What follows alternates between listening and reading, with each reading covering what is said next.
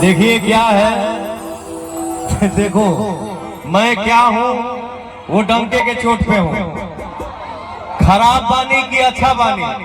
जो भी बानी सामने बानी, छुपाने का क्यों, जो मैं हूँ सो हूँ, लेकिन जाने तो नहीं बोलूंगा। एगो भाव खाली कोनी सा, एगो मुखड़ा खाली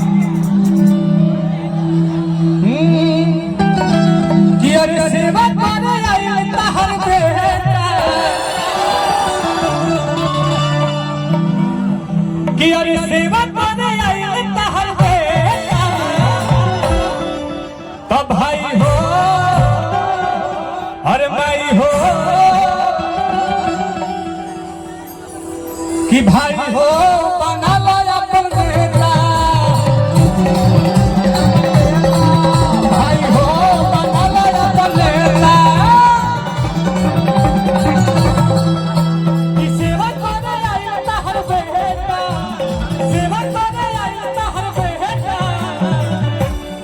देखा भाई हम तो ये मानता नहीं कि आज से ना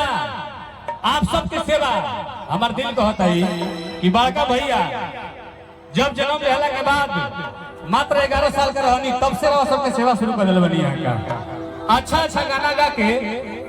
आप सबको मनोरंजन करीला। आज पहला बार सौभाग्य मिलल बा कि आप सबके चरण में आके आप सबके सेवा करस और वो सब भारी मन से विजयी बनाए।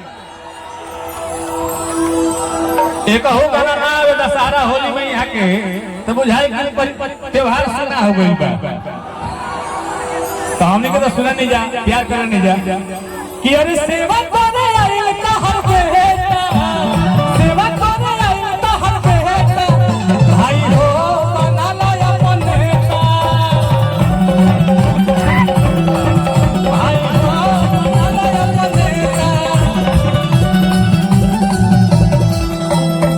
भैया हाथ जोड़ लिया हल्का सा कि हाथ जोड़ी आशीर्वाद कि हाथ जोड़ी आशीर्वाद तो भाई हो भैया हो कि भैया हो